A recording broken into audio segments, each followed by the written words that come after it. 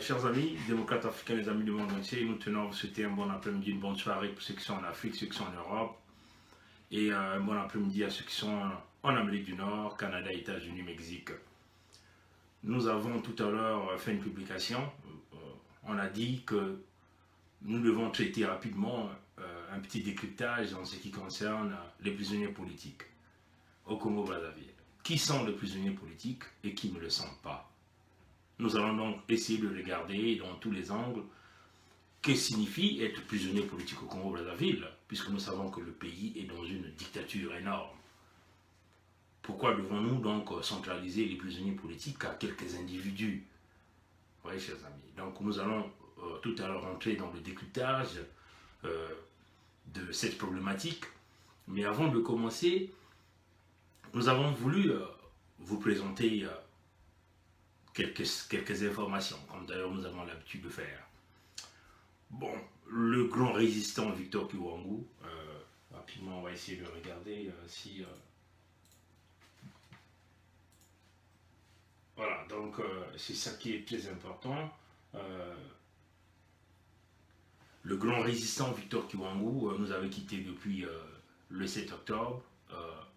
La famille s'est décidée, il sera inhumé à Ottawa, donc à Gatineau, Québec. Ça sera pour le 3 novembre. Bon, tous les compatriotes qui sont aux États-Unis, Canada, partout, ceux qui veulent venir, je crois que la famille a publié des informations là-dessus. Nous avons donc laissé une publication sur notre mur Facebook que vous pouvez aller regarder le programme détaillé des obsèques de notre compatriote résistant Victor Kiwangu Tsati. Vous pouvez certainement le reconnaître par toutes ces vidéos qu'il a l'habitude de faire. Des problématiques, c'est des problèmes du Congo-Brazzaville, de la sous-région. Donc voilà un peu ceux qui voulaient assister la famille, ils peuvent donc se rapprocher auprès du mur. Donc simplement on va y tourner. Bon, vous avez certainement connu Victor Kiwangu Tsati, c'est bien lui. Vous pouvez aussi aller le regarder dans son mur Facebook Tempérance. Nous allons essayer de regarder si on peut, on va le chercher ensemble avec vous. Voilà, donc si vous le cherchez, c'est Victoire, hein, dans son mur c'est écrit Victoire, donc c'est Victoire Tempérance Divine Kiwangu. Allez-y regarder les publications YouTube de ce frère, ce qu'il a laissé dans le combat que nous sommes en train de mener de la résistance. Allez-y dans tout le mur, il y a toutes ces publications. Vous pouvez aussi aller regarder dans sa chaîne YouTube, vous allez regarder toutes les vidéos qu'il a laissées en ce qui concerne le Congo-Brazzaville. Donc, à partir déjà de quelques vidéos que vous allez retrouver sur son mur, vous êtes donc capable d'aller regarder. Par exemple, ça c'est la toute dernière vidéo qu'il avait publiée sur YouTube. Vous pouvez donc aller regarder toutes ces publications, hein, comprendre ce que ce frère faisait pour la résistance du Congo-Brazzaville. Voilà, donc on voulait simplement vous dire que ce frère n'est plus avec nous. Il sera donc inhumé le 3 novembre, bien sûr à Gatineau. Comme vous le voyez dans l'annonce, il y a tous ces programmes des obsèques qui est là. Vous pouvez aller regarder toutes ces informations. Il y a aussi le pamphlet qui a été laissé là-dessus, là où il n'y a pas la vidéo. Vous pouvez donc aller regarder. Donc, ce que ce frère nous a laissé. Chers amis, vous savez que Emmanuel Macron, lors du 25e, 73e Assemblée des Nations Unies, avait fait une publication. Hein, lors de son discours à la tribu des Nations Unies, ça se passait le 25 septembre 2018, donc il n'y a pas très longtemps. Emmanuel Macron avait annoncé le sommet de la paix qui devait organiser le 11 novembre à Paris, le sommet de la paix. On va rapidement aller écouter comment Emmanuel Macron annonçait cela, chers amis. Parce qu'ici, il faut parler avec des preuves. Avec des preuves. Donc, à la tribu des Nations Unies, le 25 octobre, Emmanuel Macron annonçait donc le sommet de la paix que lui, il va organiser avec les dirigeants du monde, en invitant tous les autres dirigeants du monde au niveau de Paris. Et nous allons simplement écouter ce qu'il va dire.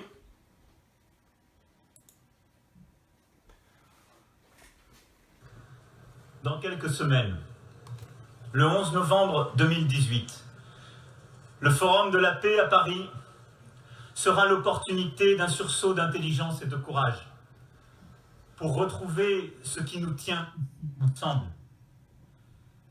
Ce doit être l'occasion de renouveler et de ressourcer, unis par les tragédies du XXe siècle, notre serment de préserver les générations futures du fléau de la guerre. Je veux qu'avec nos homologues, nous prenions ensemble des responsabilités nouvelles pour tracer, au cours de ce forum, la voie d'action concrète au service de la paix.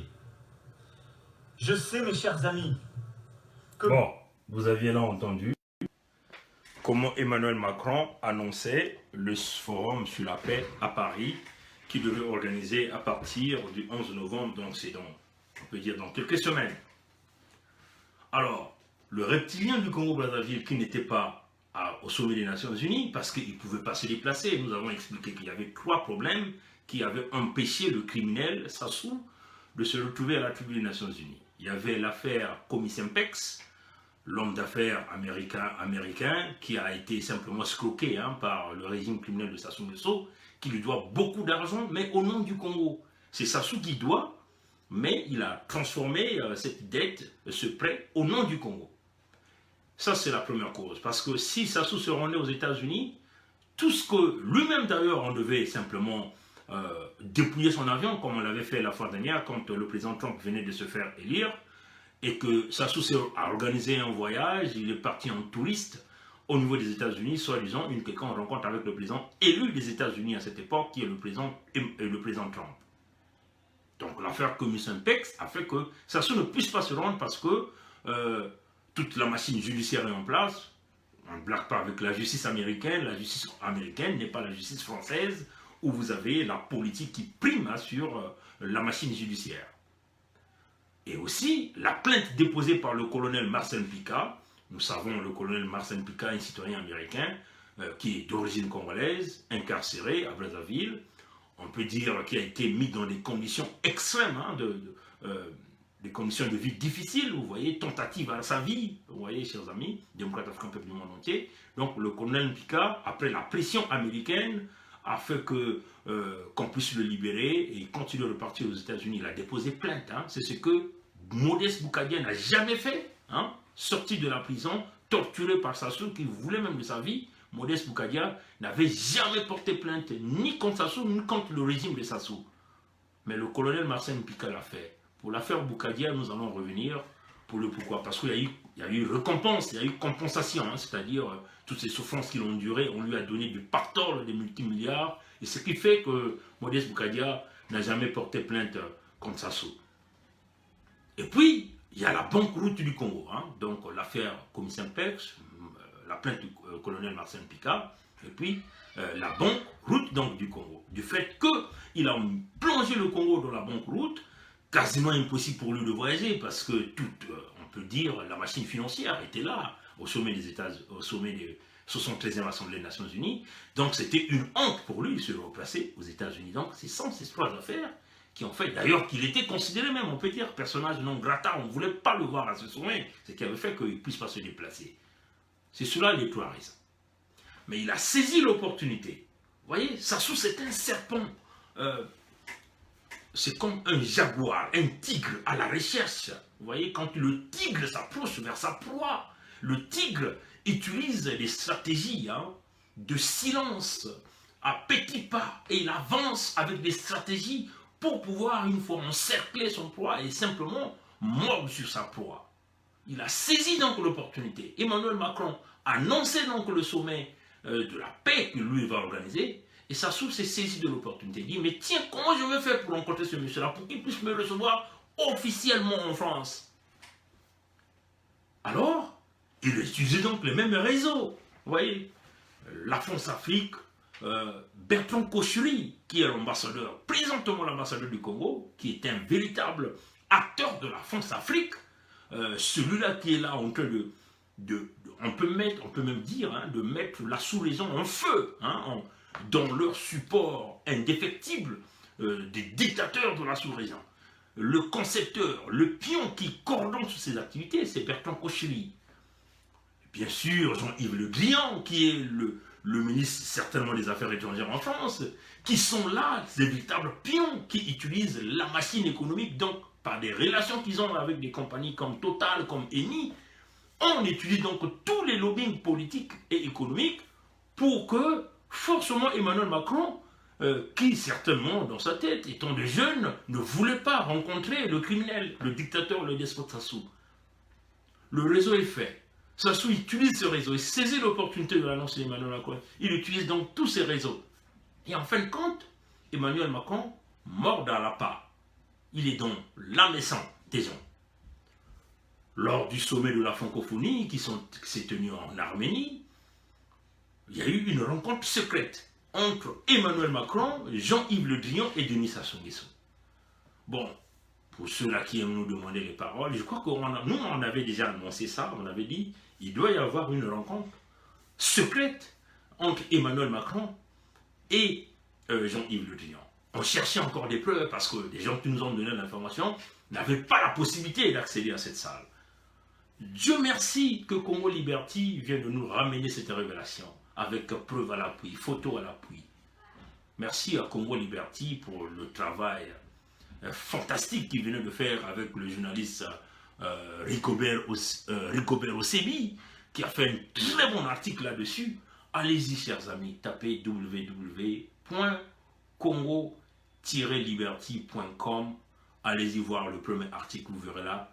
Le président Macron a reçu en cachette le sanguinaire Sassou Nguesso le 12 octobre 2018. On va donc vous montrer quelques photos. Et donc, permettez-nous simplement de tourner notre caméra et de vous montrer de quoi nous sommes en train de parler. Parce que ici, nous sommes dans le système du baie vitré. Tout le monde voit tout le monde écoute tout le monde parle à tout le monde. Bon, chers amis, comme vous le voyez ici dans cette photo, vous avez vu, ça c'est l'article publié par notre frère Rigobert Osebi de Congo Liberty, un travail fantastique qu'il venait de faire en nous apportant cette preuve. Et l'article a été rédigé hier, a été rédigé aujourd'hui même, publié le 21 octobre aujourd'hui, vous le voyez. Regardez comment le criminel, l'homme à la coiffe du diable, a un sourire qui le prend tout le coup. Et ce sourire-là, ça vous donne quoi? Ça vous montre quoi, chers amis? Et regardez, des petits reptiliens, des pauvres blancs, qu'on peut dire, qui prennent l'étiquette, qui sont en train de suyer le grand pays qui est la France, par le titre, le fait que les Français leur donnent le titre de président de la République. Regardez comment ils sont en train de suyer la France. Comment, à quel niveau, ils sont en train de ramener la France. Regardez le sourire le plus grand gagnant, hein? Le plus grand gagnant en réalité ici, c'est le reptilien, c'est l'homme à la coiffe du diable. Celui qui, il est en train de se moquer en fait des petits blancs, des petits Français. Il leur dit, vous êtes des pauvres blancs. Moi je vous manipule, moi je vous contrôle. Vous voyez? C'est cela la réalité. Regardez le sourire, celui le grand gagnant. Regardez. Et regardez le petit sourire. En fait, c'est l'ironie. Ce qui compte pour eux, c'est l'argent que celui-là, Emmanuel Macron, va soutirer du chronique paresseux national, le plus bête des paysans africains, le plus idiot, le plus con de tout le temps, et le grand assassin. Tout simplement, celui-là, il donne de l'argent au petit blanc, pauvre qu'il est, dépendant de celui-là, parce qu'il faut lui dire qu'on a inversé les rôles. Lui, le criminel Sassou, il leur tient parce que celui-là, il a besoin de l'argent, et lui, il lui tient par la queue. Lui, il lui tient là. Il n'a plus rien à faire, il est obligé de s'accrocher, de protéger les crimes de celui-là. On va essayer de regarder encore, vous êtes en train de regarder. Regardez Jean-Yves Le Drian, regardez le sourire, comment l'homme à la coiffe du diable est en train de remercier Le Drian. Mais en réalité, ce petit blanc est manipulé par cette classe, mais en réalité, lui-même, il est rentré aussi dans ce jeu, Emmanuel Macron.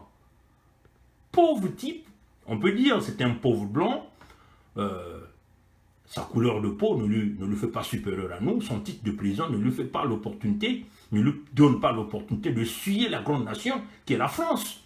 Mais vous aviez des petits politiciens qui ont des calculs bidons, calvéties à l'appui, mais qui n'ont que des petits intérêts dont au fond de leur calvétie, ils ne pensent que de l'argent qu'ils vont soutirer. En réalité, le grand maître du jeu, c'est celui-là, c'est Sassou. Ce sont Emmanuel Macron et Le Drian sont des élèves que lui, il contrôle parce qu'il leur tient, parce qu'ils ont besoin d'argent, ils ont besoin du pétrole. Lui, il leur tient. Lui, là, il est le financier de ces deux-là, de Emmanuel Macron et de Le Drian, et de tout le système France-Afrique. Voilà pourquoi ils sont obligés de s'accrocher à lui.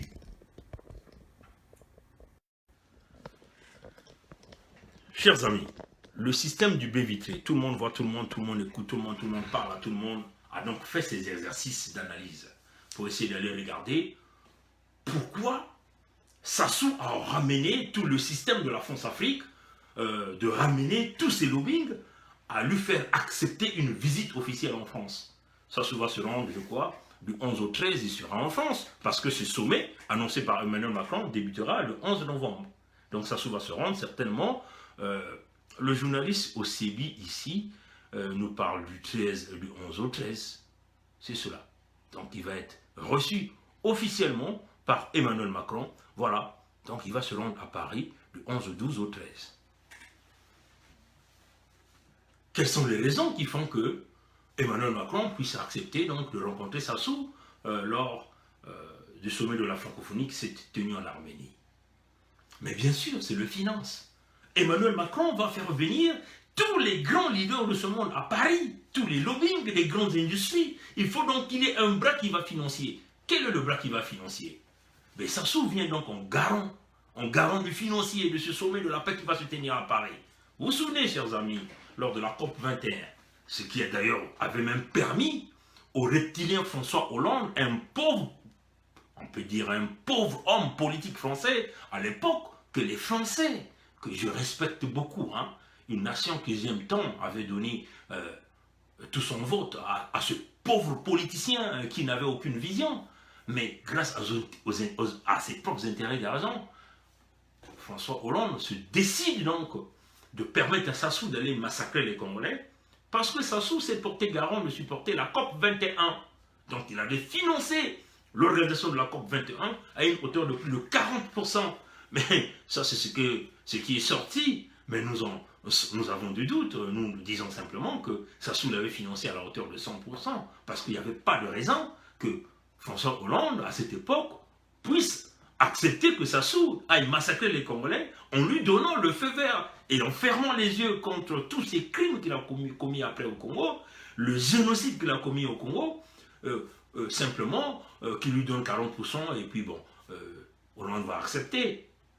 C'est bien sûr 100% accompagné de quelques puits de pétrole. Et les Ngiri qui sont passés, qu'est-ce qu'on appelle Ngiri pour nos supporters canadiens et américains? C'est simplement des sacs d'argent, hein, nos sacs traditionnels d'Afrique, hein, qu'on fait en Afrique, ou des sacs, vous voyez, de ce genre de sacs en Occident que vous mettez la farine à l'intérieur. Mais la plupart du temps, la farine en Occident, on les met dans des sacs à carton. Mais en Afrique, c'est totalement différent. Ce sont des sacs traditionnels que Sassou remplit d'argent et qu'il donne aux pauvres politiciens français. Voilà pourquoi ces gens-là sont derrière les bureaux d'Élysée, jouer tout le lobbying pour que les crimes continuent de se faire en Afrique et pour que vous qui êtes en Europe, vous continuez de recevoir tous ces jeunes migrants qui quittent les pays d'Afrique pour simplement venir chez vous parce que leur vie se retrouve dans des conditions déplorables dans leur pays. Donc c'est cela. Le bras financier, le système du baie vitré, tout le monde voit tout le monde écoute tout le monde fonctionne, chers amis. Fonctionne. Pourquoi le système du baie vitré fonctionne?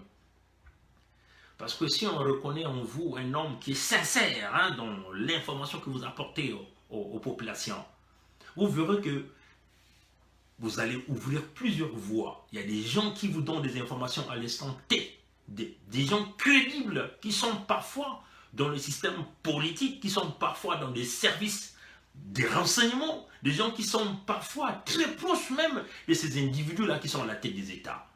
Chers amis, notre crédibilité fait que les gens ont vu en nous l'objectivité de mener ce combat à vrai, avec raison. Et les gens nous apportent des informations à l'instant T. Oui, chers amis. Des gens qui nous appellent que vous ne pouvez pas s'imaginer, chers amis. Des gens qui ont des titres exceptionnels, vous pouvez le dire. Vous allez certainement dire à un pauvre Bernard Pongui, mais comment il a pu parler à cette personne? C'est simplement parce que nous sommes véridiques dans ce que nous sommes en train de dire. Le système du baie vitré, tout le monde voit tout le monde écoute tout le monde parle à tout le monde.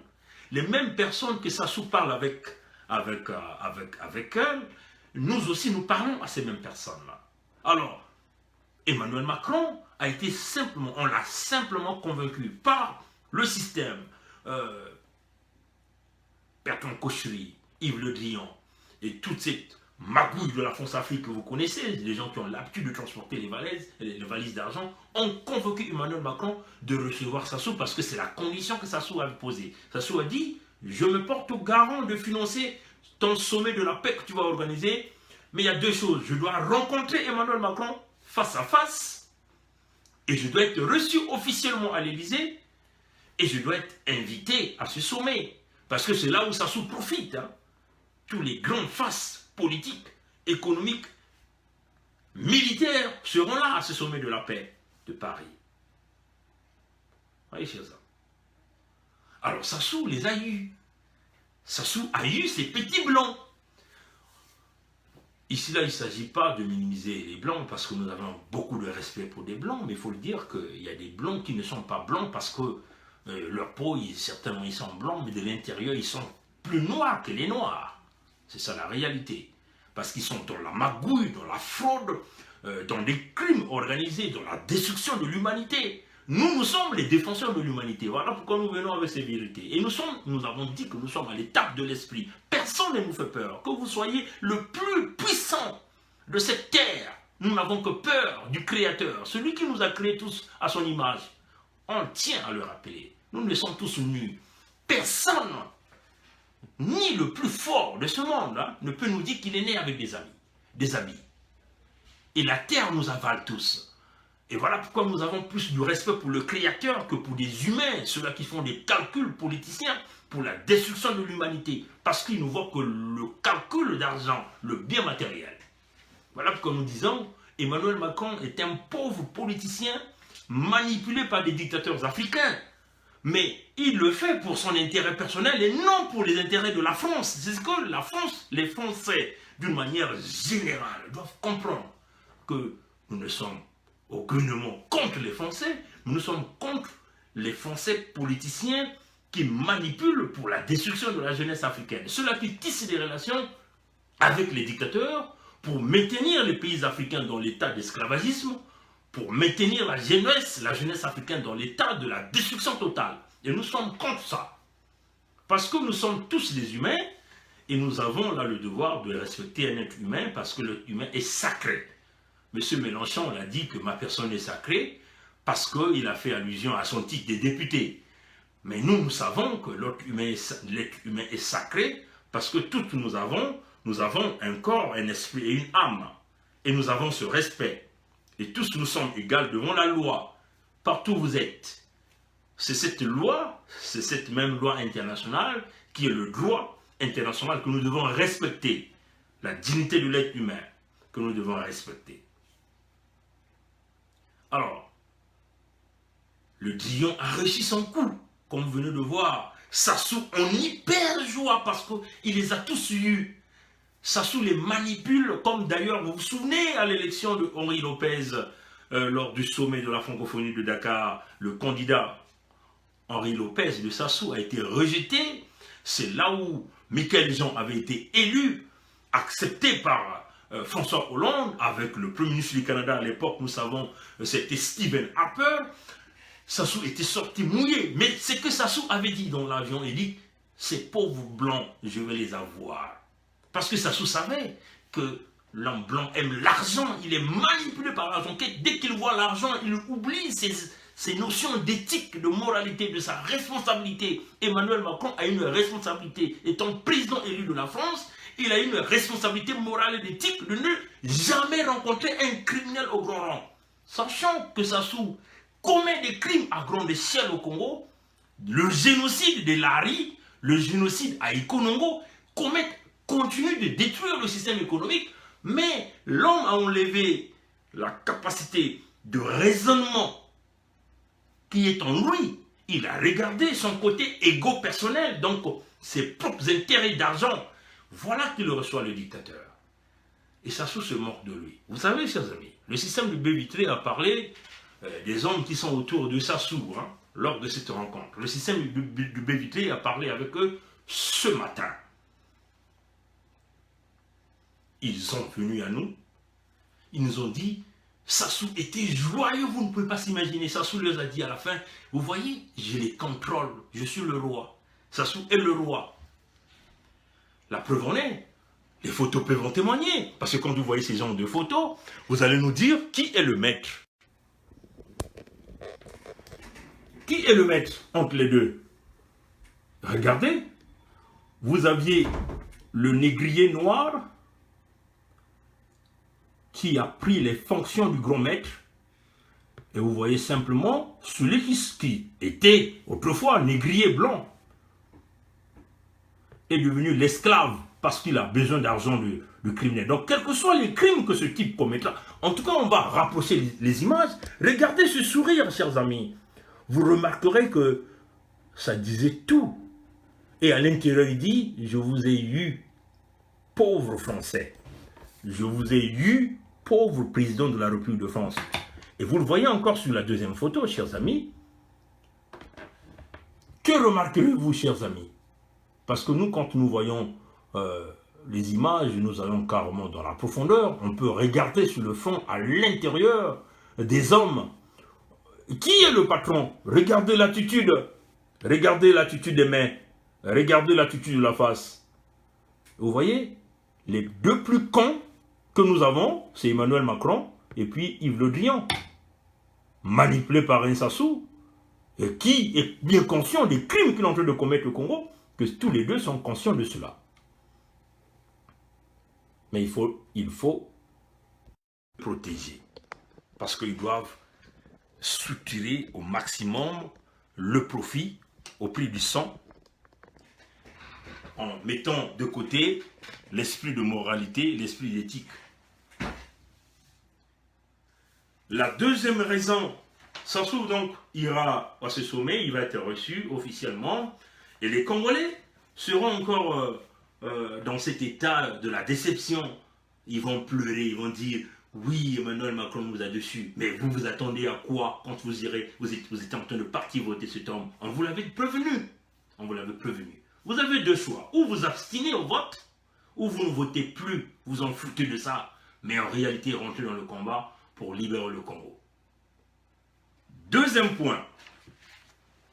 Les deux deals, on vous parle de deux deals hein, qui a fait que Sassou va être reçu par Emmanuel Macron. Donc il va financer ce sommet de la paix qui va se tenir au mois de novembre. Et il va financer la COP 24 qui arrive au mois de décembre à Paris. La COP 24. Ce sont les deux projets qui ont fait que Emmanuel Macron puisse ouvrir grandement les portes aux criminels Sassou en oubliant le génocide qu'il venait de commettre pendant les 2 ans avec son complice Frédéric Binsamoun Toumi. Le génocide de Lari dans le pool commis par Frédéric Binsamoun Toumi et Sassou Nguesso. Bien sûr, avec la complicité de la France. Donc vous voyez que ce sont ces deux raisons. Le système du baie vitré venait d'avoir la confirmation aujourd'hui. Voilà pourquoi nous sommes venus avec ça. Alors, chers amis, puisque nous sommes dans ce point, avant que je puisse passer en réalité dans le vrai sujet d'aujourd'hui, je vais profiter de parler à Gianna TV, à M. Sir Makosso. M. Sir Makosso, nous avons beaucoup de respect pour vous avec le travail impeccable que vous êtes en train de faire. Mais, chers amis, nous sommes dans le système du baie vitré, nous ne parlons jamais des choses comme ça par coup de téléphone. Non, on vous le dit en public. Vous devez sélectionner les politiciens. Et d'ailleurs, ça c'est déjà le même cas pour tous les médias, que ce soit Aristide Mobelisi, que ce soit la radio de la communauté, que ce soit tous ces médias que vous connaissez, Diaspora Investigation. Si en réalité ils sont dans le combat, commençons à apporter l'esprit d'éthique de la déontologie professionnelle dans vos métiers. Moi, je m'adresse à Sir Makosso parce qu'il avait fait une publication qu'aujourd'hui, le 21, il devait recevoir M. Gustave Ntondo. Mais qui est Gustave Ntondo? C'est le porte-parole de Ntoumi sur lequel sont allés signer des accords. sachant que Ntoumi a comploté avec Sassou pour commettre le génocide des Congos dans le département du Pôle. Pendant plus de 2 ans, ils ont bombardé et Ntoumi vivait à Oyo, chez Sassou. Ntondo était au courant, qu'on a simplement d'ailleurs d'abord mis en prison, et on le sort, et les voilà, partent signer des accords pour simplement, parce qu'ils veulent avoir tout ce grand pactole du Fonds monétaire international. Vous voyez, chers amis. Alors, M. Sio Makosso, l'éthique professionnelle, la déontologie professionnelle fait que votre chaîne de télé, Gena TV, ne peut pas donner leur micro aux génocidaires. Ntondo fait partie des génocidaires, ceux-là qui ont créé le génocide du Congo par la complicité avec Ntoumi et Sassou, et qui veulent simplement effacer ce génocide par un petit accord. Alors, M. Sio Makosso, on comprend que certaines interviews, il y a de l'argent qui passe, mais ayons maintenant la déontologie et l'éthique professionnelle. Plus jamais vos micros aux génocidaires, aux gens de Sassou, ni aux gens de Ntoumi, ni ceux-là qui complotent avec Sassou, parce qu'ils vont rien apporter au peuple congolais. Ntondo va venir sur vos médias, il va dire quoi au peuple congolais, qui va convaincre la diaspora congolaise. Certainement, c'est cette diaspora faible hein, d'esprit qu'on va convaincre, qui va se mettre à écouter le discours de Ntondo. Cette diaspora qu'on manipule facilement, mais la diaspora intelligente et intellectuelle ne pense pas qu'ils vont passer 2 minutes à écouter l'interview de Ntondo, Gustave Ntondo sur Gena TV. Donc si Gena TV veut continuer de demeurer l'élite hein, de ces médias, sur les médias sociaux, alors commencez donc à venir avec l'éthique et la déontologie professionnelle dans vos métiers. Parce que c'est cela aussi. Et j'ai eu la chance de parler à M. John Lewis hier, je lui ai dit la même chose. Et quand j'aurai l'opportunité de parler à M. Arissimo BBC ou Diaspora Investigation, je lui dirai aussi. Mais en ce moment-là, je le dis en public parce que ta publication était publique, du fait que tu voulais recevoir du Ntondo aujourd'hui, ou tu l'as déjà reçu. Voilà. Nous passons donc à notre sujet, chers amis. Les prisonniers politiques au Congo-Brazzaville. Oui, bonjour à tout le monde, bonjour à Maître Sylvain Senda, bonjour à tous ceux qui ont eu le temps de se connecter et de suivre ce direct, parce que nous ici, nous sommes là pour dire la vérité, et s'ils vont nous assassiner parce que nous disons la vérité, ils n'ont qu'à le faire, parce que notre temps c'est peut-être aujourd'hui, mais demain ça sera, leur temps aussi arrivera, c'est ça la réalité. Les prisonniers politiques, alors qui est prisonnier politique, qui ne l'est pas? Alors nous avons essayé de mûrir la question. Les jours passés, nous avons vu la libération de Paul Makaya. Tout le monde en a acclamé. Tout à fait d'accord, on l'a acclamé parce qu'on a cru que c'était un innocent. Limurongoka, Jean Gwabi et Jacques Manyanganzala venaient d'être libérés. Tout le monde a acclamé.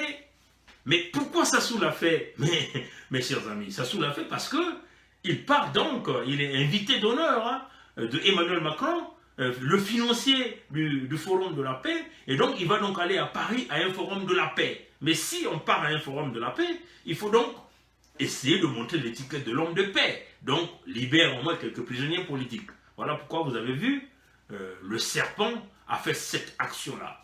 Comme on dit en anglais, ce mouvement-là. Sassou est manipulateur, un démagogue.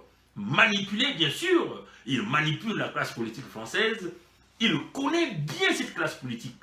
Comme disait le feu Bongo Ndimba. Il dit, Bongo Ndimba, tous les politiciens français, avant d'être élus députés ou encore d'être nommés ministres ou quelconque, étaient donc obligés d'aller chercher l'appui que Bongo les endorse pour qu'ils deviennent ministres. Et je suis sûr que le rôle que jouait Bongo, c'est Sassou maintenant qui le joue. Vous voyez, chers amis. Donc, il faut être l'homme de paix.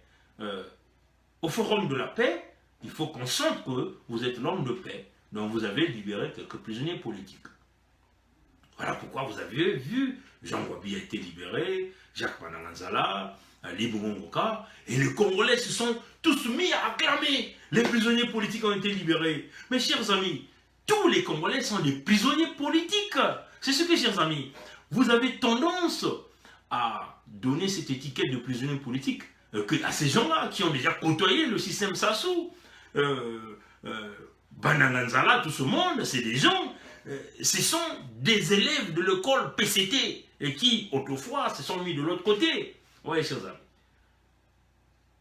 Et donc, l'étiquette du prisonnier politique ne doit pas seulement ressembler à ce monde-là, donné à ces gens-là, chers amis. Tous jeunes du Congo, aujourd'hui, les jeunes ne peuvent pas sortir pour mener leurs activités jusqu'à une certaine heure de la nuit. On parle même de 20 heures, oui, chers amis. Ces jeunes qu'on tire à bout portant parce qu'ils ont mené une petite élection, une petite discussion, mais ils sont prisonniers politiques. Le Congo est une prison à ciel ouvert. Nos mamans qui vendent au marché, qui ne peuvent pas aller se soigner, mais elles sont des prisonniers politiques, chers amis. C'est ça la réalité. Alors, chers amis, ne nous dites pas que les prisonniers politiques, que c'est seulement Liboron Ngoka, Moukoko, Paulin Makaya, ainsi de suite, chers amis.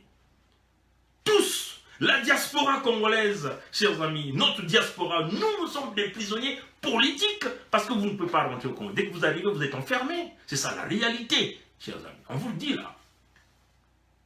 Alors, ce qui est encore très grave, c'est le deal qui se fait derrière ces libérations.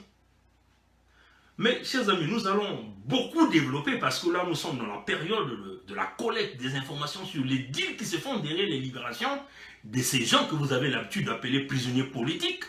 Mais nous considérons les prisonniers politiques, il n'y a pas que eux qui ont été des prisonniers ou sont des prisonniers politiques. C'est tout le peuple congolais dans tout son ensemble qui est prisonnier politique.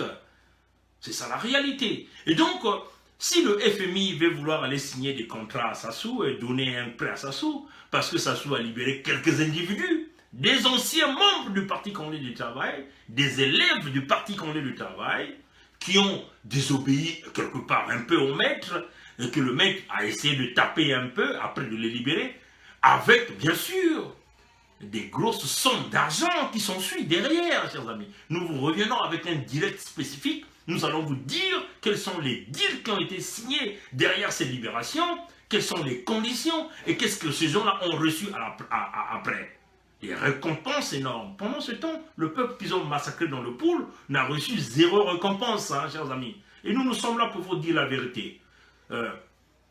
Nous supportons tous ceux qui ont été en prison, mais si vous signez un deal dans votre sortie de Sassou, vous recevez de l'argent pendant que le peuple est souffrant, nous allons le dire. C'est comme ça que nous sommes. On n'a pas un ami dans ce combat. Zéro ami, chers amis. L'ami que nous avons, c'est le Créateur. Tous ceux qui signent le deal avec Sassou, nous allons le dire, comme Boukadia, nous sommes contre la conférence internationale parce que Boukadia a signé un deal avec Sassou. Quand il est sorti de prison, il n'a jamais pensé à porter une plainte à Sassou, ce qui est curieux, chers amis. Voilà pourquoi nous sommes contre la conférence internationale, parce que nous savons que ça ne sera pas la solution. La preuve est là, que vous voyez, les Blancs de la France-Afrique sont manipulés par le roi Sassou. Ouais, nous sommes pour l'action militaire. Donc il faut faire la guerre pour ramener la paix au Congo, la véritable paix. Il faut faire la guerre. C'est cela, chers amis. Il n'y a pas mille solutions. Il faut brûler Oyo, brûler Olombo, tout détruire, parce qu'aujourd'hui, c'est tout le peuple qui a tout perdu. Donc il faut qu'on brûle ce que les gens là ont volé au peuple. Ouais, chers amis. Et puis, en ce moment-là, tout le monde aura tout perdu. On va dire, bon, on a tout perdu, bon, il faut qu'on soit maintenant désormais conscients pour l'avenir de ce pays. Nous sommes pour cette action-là. Ouais, chers amis. Alors, les deals politiques et de compensation qui se font derrière les libérations des prisonniers politiques, nous sommes dans une phase d'investigation. Nous attendons la preuve de la documentation. Une fois que nous aurons la preuve de la documentation, nous reviendrons au peuple pour leur dire. Mais on vous le dit déjà, il y a des deals qui se font. Moukoko a refusé ce deal. Voilà pourquoi on l'a maintenu en prison. Voilà pourquoi, pendant la conversation de Sassou, Le Drian, Emmanuel Macron, ça n'a jamais fait état des deals. Ça n'a jamais fait état de la libération de Moukoko. Parce qu'on connaît le caractère de l'homme. Un militaire formé qui a vu ses convictions, il ne peut pas aller signer un deal avec un Sassou, un homme qui n'est pas éduqué, qui n'est pas instruit. Parce que c'est cela la réalité. Il n'est pas instruit. Premièrement, parce qu'il faut faire de différence entre l'éducation et l'instruction. Il faut que le peuple comprenne ça. Sassou n'est pas instruit. il n'est non plus éduqué. C'est un brut, un bras qu'on a trouvé qui est capable de mener des actions de violence et de guerre contre son peuple. Un homme qui peut piller les économies de son pays. Voilà pourquoi on soutient ce brut. On le soutient. Voyez, chers amis. Alors, peuple congolais, jeunes de la diaspora, démocrates africains, peuple du monde entier, nos jeunes de ras-le-bol sont des prisonniers politiques. Nos jeunes de Fontietier, de Mangasa, de Nsumbu, de Kingwe, les jeunes de Wesso, de Tikapika, les jeunes du Bakpilou, de Boko, de Ngangalingolo, de Mfilou, de Mutabala, de Talanga et de Wenze, même de Mpila, sont des prisonniers politiques. La preuve en est, nos jeunes qu'on a massacrés à Chakona, jusqu'à aujourd'hui, il n'y a pas une justice qui a été dite. À ce jour, zéro justice a été dite. Tous jeunes du Congo, nos retraités, sont des prisonniers politiques parce qu'ils ne peuvent pas manifester. On va les tabasser. Ils ne peuvent pas réclamer leurs droits. On va les tabasser. Oui, c'est ça. Tout le monde est prisonnier politique. Que vous soyez à l'intérieur du Congo, vous soyez à l'extérieur, vous êtes des prisonniers politiques. Ceux qui sont sortis de prison, ils ne peuvent pas sortir, ils ne peuvent même pas aller à l'intérieur du Congo. Mounari vous l'a dit. Mais, chers amis, c'est quoi les deals? Les deals, ce sont les arrangements qu'ils font derrière. On leur dit, vous pouvez nous critiquer comme vous voulez. Comme vous voulez. Critiquez sur tous les plans. Vous êtes à l'intérieur, vous critiquez, mais ne touchez jamais au fauteuil présidentiel parce que ça c'est réservé à Sassou. Sassou, c'est ce qu'on leur dit, des instructions fermes. Et ces instructions-là partent de qui? De Bertrand Cochery, l'ambassadeur de France. C'est cela qui est dit. Demandez à tous ces politiciens que vous appelez politiciens du Congo, que ce soit de l'opposition, c'est cela qu'on leur dit. Le fauteuil est réservé à Sassou, est réservé à la famille Sassou. C'est cela la réalité, chers amis.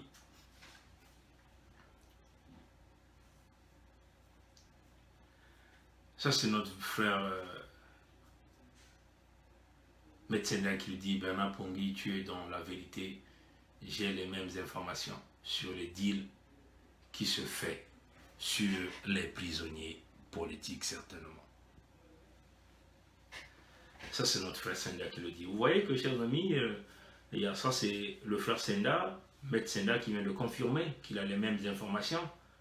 Donc, c'est déjà deux personnes qui sont en train de parler d'une même voix. Donc, nous ne venons pas vous dire de n'importe quoi ici. Nous venons vous dire la vérité. Vous ne touchez jamais au poste présidentiel. À ce poste-là, vous ne touchez pas. Faites vos critiques. Critiquez ça comme vous voulez. Mais jamais ne touchez à ça. C'est d'ailleurs ce qu'on reproche à Paulin Makaya. Parce qu'il a voulu toucher au fauteuil présidentiel. Et donc, il ne peut pas sortir du Congo à cause de ça. Les gens voient tout ce monde, les familles se sont retrouvées autour. Mais combien de multimilliards on leur a donné de l'argent du peuple Congo, ils ne le disent pas. Parce qu'ils vont le garder pour eux et leur famille. Et le peuple va continuer à demeurer souffrant. Ne touchez jamais au fauteuil présidentiel, les mêmes critiques. Nzom Mathias fait ses réunions dans les salles de classe, critique Sassou à 100%, mais n'est jamais inquiété. Parce qu'il ne peut pas aller toucher au fauteuil présidentiel. La preuve en est, il n'était jamais même candidat à l'élection passée. Ils sont tous nourris par le système. Les privilèges dont nous faisons état, que ce soit des militaires, des politiciens, de l'opposition ou pas, il y a ceux qui ont montré leur position d'une manière claire. Par exemple, Pascal Satima Biala, Guy Parfait Kolela, ils ont montré leur position claire, qu'ils sont avec Sassou, ils vont continuer à travailler avec Sassou. Si Paulin Makaya, quand il est sorti de la prison, ils peuvent certainement vous le témoigner, il avait été rapproché par Guy Parfait Kolela. Et qui nous apporte cette information? Ce sont les gens de Guy Parfait Kolela, eux-mêmes qui nous ont appelés, qui nous ont apporté cette information. Ils ont contacté Paulin Makaya pour dire à Paulin Makaya, quand il était rentré de Londres au niveau du Congo, pour lui dire, fais semblant de jouer le jeu et nous travaillons avec le président, entre guillemets, le dictateur Sassou. Paulin Makaya avait dit non. Guy Parfait Kolela est parti le voir plusieurs fois. Il dit, pourquoi tu endurcis tes positions? Fais semblant, tu auras ton gâteau comme tout le monde. Chers amis, ce qui se passe au Congo. Que ce soit des Bourreaux, tout ce monde. Votre temps est terminé, chers amis. On le dit, chers amis. Que ce soit ceux qui étaient les prisonniers politiques, Jean Gwabi, Libongo Ngoka, Jacques Mananganzala, Paulin Makaya, que ce soit tout ce monde que vous connaissez, votre temps est terminé, il faut le dire. C'est le temps de la jeunesse congolaise. C'est le temps de Roland Nitou, de Faye Monama, de Donald Mangoubi, de tous ces jeunes résistants-là, de Alain Kimpo. C'est maintenant leur temps de prendre le lead et de diriger le Congo. C'est le temps de Bernard Pongui, c'est le temps de Maître Senda, c'est le temps de tous ces jeunes Congolais-là, de toute cette diaspora d'élite et de jeunes Congolais de ras-le-bol qui sont en train de lutter pour la libération du Congo. Nous retiendrons zéro pour l'expérience politique, l'expérience économique et même sociale de cette classe politique dans tout son ensemble. Chers amis, si m'a été dit de qu'est-ce que vous ferez de cette classe politique, mais nous leur ferons ce qu'ils ont fait aux disparus de Big de Brazzaville. Nous leur mettons dans un conteneur, on va les immerger, on va immerger le conteneur dans le fleuve Congo. C'est ça la réalité, chers amis. Nous ne retiendrons zéro de cette classe politique. Tous ceux qui ont été proches du pouvoir ou loin du pouvoir, que ce soit des jeunes, ils ne peuvent pas exercer un métier politique de leadership au Congo. Parce que tout ce qu'ils savent, se piller, voler, détruire, et simplement massacrer des gens, soit par des empoisonnements, ou encore par des pièges inutiles. Alors, c'est le temps de la jeunesse de prendre le leadership afin de couper ce lien avec le colon blanc qui est devenu l'esclave du négrier noir qui est Sassou Denis, ou du négrier noir qui est Biya, ou du négrier noir qui est Joseph Kabila, Bongo Ondimba, Ali Bongo plutôt. La sous-région est très riche, l'Afrique centrale, ils sont en train de piller nos ressources naturelles. Là, ils sont en train de détruire notre eau. On va commencer à déverser notre eau douce vers le bassin du lac Tchad, afin, simplement, comme on dit en anglais, squeeze, vous prenez l'orange, vous appuyez, vous pressez, vous sortez tout le jus. Et qu'est-ce qui va rester? Rien. Et le peu d'eau qui va rester, les gens vont se battre. L'Afrique centrale vers la guerre de l'eau. Ça arrive, c'est une réalité. Alors, chers amis, les prisonniers politiques au Congo, c'est tout le monde.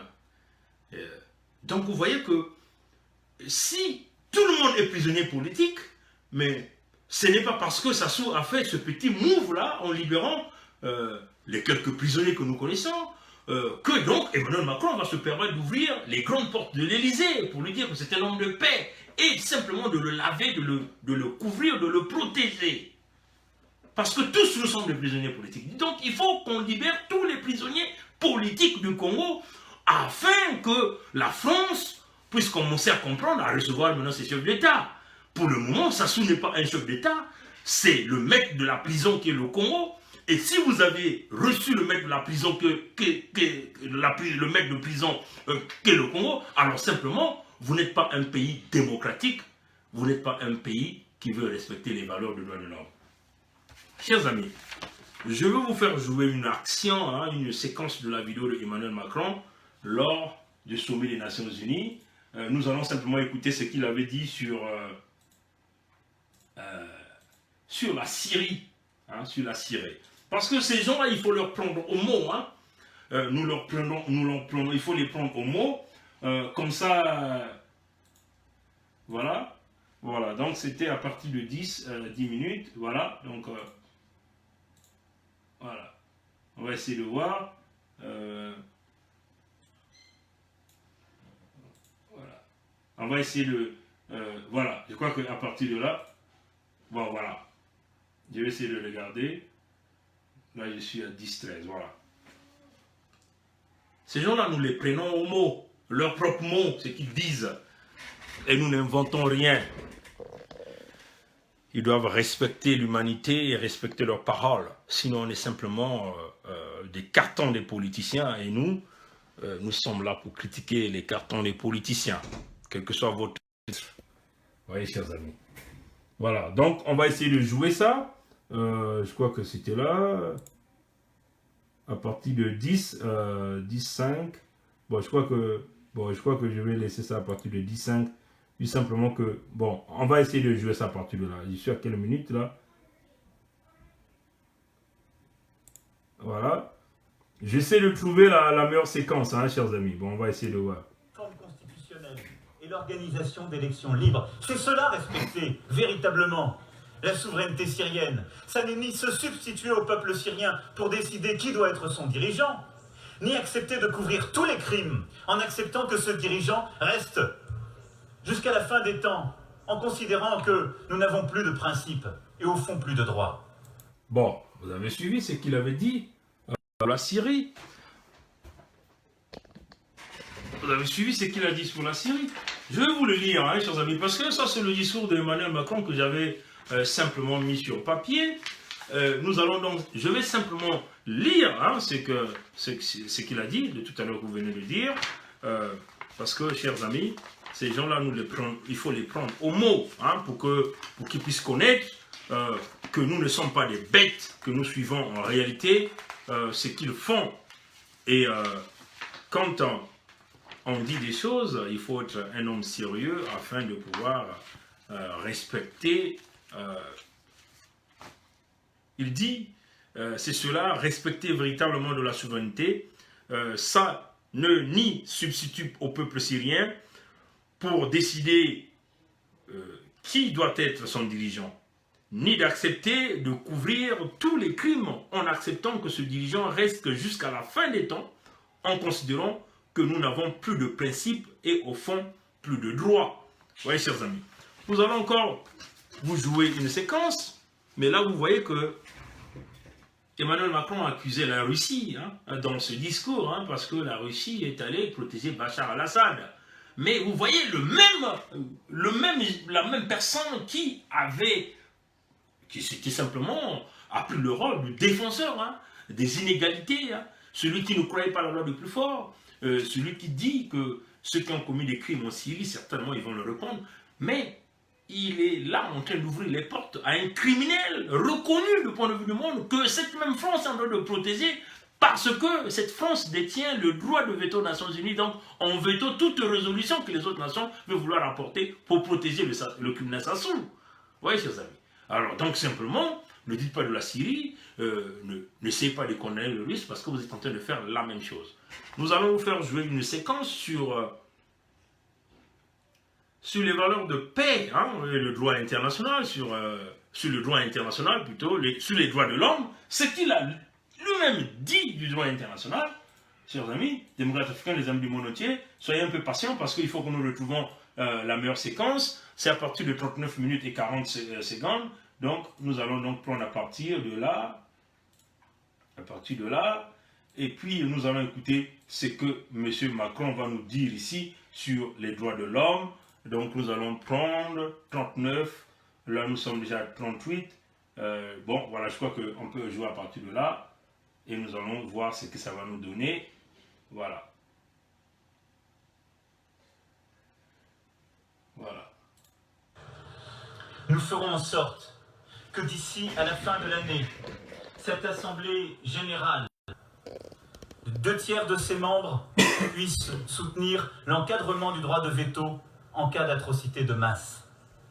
Nous défendrons le droit international humanitaire en soutenant les personnels qui prennent tous les risques pour aider les civils sur le terrain, en négociant un par un les accès humanitaires dans tous les théâtres.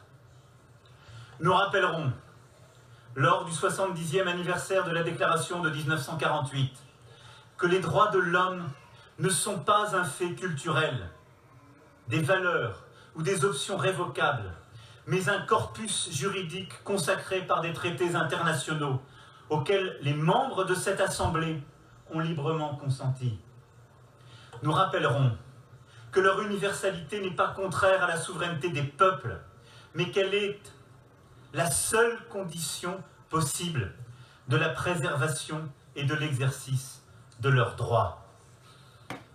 La France sera là pour que le monde n'oublie pas que le fracas des nationalismes conduit toujours vers l'abîme. Bon, vous venez là d'écouter ce qu'il dit. Il lui dit simplement Et il nous rappelle les droits de l'homme, n'est-ce pas? Mais c'est quand même inimaginable qu'on vienne là, à la tribune des Nations Unies, en champion de protecteur des droits de l'homme, mais vous recevez, vous ouvrez les portes grandement à un homme qui ne respecte pas les droits de l'homme dans son pays. Et vous voulez nous dire c'est au nom de la paix? Alors, chers amis, alors que la France est simplement une nation poubelle, parce que leur chef d'État vient le dire ici. Mais la France fait le contraire de ce qu'on vient de dire ici. Oui, chers amis. Mes salutations sincères à Bernard. Salut mon frère, Fortune Sylvain Bambi. Oui, chers amis. Donc, Emmanuel Macron nous rappelle les droits de l'homme ici. Moi, je vais vous lire encore une section qui est très importante de ce qu'il avait dit dans son discours.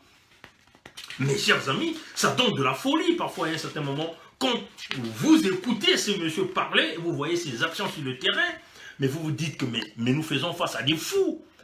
Emmanuel Macron est un fou. C'est ça la réalité. Ça, c'est ce que moi je déduis, parce que quand vous écoutez ces genres de discours, vous suivez la personne et vous voyez des actions qu'il fait en recevant le plus grand criminel de l'humanité, l'homme qui continue à perpétrer des génocides, qui pille des économies, qui tue sans cesse dans son pays. Tous les jours au Congo, il y a des meurtres par la Gestapo. Mais Emmanuel Macron ouvre grandement les portes, arrive à embrasser cet homme. Chers amis, non, il y a des moments où on se dit que nous faisons face à un fou. Emmanuel Macron devient un fou. C'est ça la réalité. En tout cas, pensez ce que vous allez penser, mais c'est incroyable, mes chers amis. C'est vraiment incroyable. Vous voyez, c'est vraiment incroyable. Mais ce qui est curieux, c'est que Emmanuel Macron croit à trop de choses. C'est que lui, il a appelé la triptyque. Moi, je vais vous lire ce petit paragraphe. Il dit, et vous le voyez, sur chacune de ces crises, la réponse n'a jamais été de laisser des États seuls, n'a pas été de substituer à eux ou de dire d'ici quel était le droit ou la solution, mais de savoir articuler conscieusement le principe de la souveraineté des peuples, la coopération régionale et d'un vrai engagement de la communauté internationale. Il dit c'est autour de ce triptyque que se construit des solutions contemporaines. Mais on va lui dire, monsieur Emmanuel Macron, ce triptyque ne savait pas dire que vous allez continuer à recevoir des dictateurs. Et vous nous dites que c'est au nom de la souveraineté des États, et vous fermez les yeux contre les violations graves de l'homme qui sont en train de se passer, des crimes de guerre, le pillage économique qui fait partie des crimes donc de la destruction du Congo. Nous savons tous que la crise de 1929 nous a conduit vers une guerre, vous voyez, chers amis. Mais nous sommes là en train de préparer une guerre pour le Congo parce que nous faisons face à un homme qui a emmené le pays dans la crise. Donc il nous faut forcément une crise pour essayer de ramener le pays vers la hauteur. Donc on le dit, chers amis, transformons Oyo, Bundi, Olombo, Tikapika en Sodome et Gomorre. C'est ça la réalité, chers amis, parce que vous voyez que à l'heure où nous sommes en train de parler des élites françaises sont en train de s'acheter de l'immobilier autour de Oyo, construit avec le pétrole de Kwilu, qui est quasiment devenu une poubelle, des pipelines qui se construisent, comme déjà nous avons apporté l'information sur le président Poutine qui avait dit da zaniet, c'est-à-dire je ne te reçois pas, je suis occupé, da zaniet, ça c'est ce qu'il a dit, parce que quand il est parti au sommet de la francophonie, ça encore c'était un breaking news qu'on vous avait donné, il avait déjà déployé une équipe en Russie pour négocier une rencontre avec Poutine, parce que, il faut le dire que Poutine a dit non, parce qu'il y avait deux intérêts. Il y avait des intérêts militaires, donc les achats en armement, que Sassou n'avait pas payé, mais on lui avait donné du matériel. Pour les Russes, c'était une façon de tester leurs équipements, leur technologie au Congo, vous voyez, et puis dans des zones tropicales. Et puis, vous voyez, il y avait aussi la construction de ce pipeline qui partait de Pointe-Noire pour Oyo. Donc, ils devaient contourner pas mal de départements, des départements qu'ils ont appelés des départements hostiles au système de la Gestapo. Vous voyez, chers amis. Et donc, tous ces projets, les Russes avaient commencé Mais Sassou n'avait jamais payé. Donc, Poutine a dit c'était un voyou, je ne le reçois pas. Oui, chers amis. Donc, c'est cela. Donc, c'était le secret d'État, le système du baie vitré. Des gens nous appellent, nous disent voilà ce qui se passe. Il faut. Et moi, nous, on rentre encore dans le deuxième système pour vérifier les informations et nous avons passé cette information. Donc, on le dit, chers amis, le peuple du Congo-Brazzaville, consciemment, on vous le dit, c'est la solution, elle est congolaise. On s'en fout de la France, on le dit, la France a encore le moment de négocier avec le peuple congolais. Parce qu'on le dit, le jour où nous allons transformer Oyo, Olombo en Sodome et Gomorre, la France aura zéro intérêt au Congo et ni aura zéro intérêt au Congo. Et ça, c'est la vérité, nous sommes en train de dire. Aucune nation ne peut travailler avec des compagnies qui fonctionnent dans le système terroriste. Total est une compagnie terroriste qui fonctionne avec un dictateur, un criminel, et donc il faut les considérer au même titre. Des compagnies pareilles seront considérés des personnages non grata, donc simplement, ils ne seront plus là, bienvenus au Congo. Donc on va les débouter dehors du Congo. Vous voyez, chers amis, c'est le moment où jamais, si la France veut se ressaisir, travailler avec sa jeunesse dynamique, sa diaspora dynamique, et encore, ces jeunes élites. Parce qu'on nous dit, nous avons zéro expérience à retenir pour tous ceux qui ont travaillé de près ou de loin dans le système PCT. Nous avons zéro expérience pour eux. Nous ne retiendrons rien de ces gens-là. Nous allons tous les mettre à la poubelle. Le Congo va redémarrer sur un nouveau compteur, mené par la jeunesse dynamique, pour pouvoir avancer le Congo et amener le pays vers une nouvelle direction. Tel était le direct d'aujourd'hui. Et nous travaillons encore sur les deals de ces libérations. Nous aurons tout un dossier. Mes chers amis, on vous le dit, on ne va rien cacher, nous allons tout éclabousser. Même ceux qui pensent être les nôtres. Mais vous serez surpris. Nous allons les éclabousser tous. Parce que nous sommes là, dans le système du baie vitré. Tout le monde voit tout le monde écoute tout le monde parle à tout le monde. Merci d'avoir suivi ce direct. Que Dieu nous garde. Que Dieu nous bénisse. Au revoir.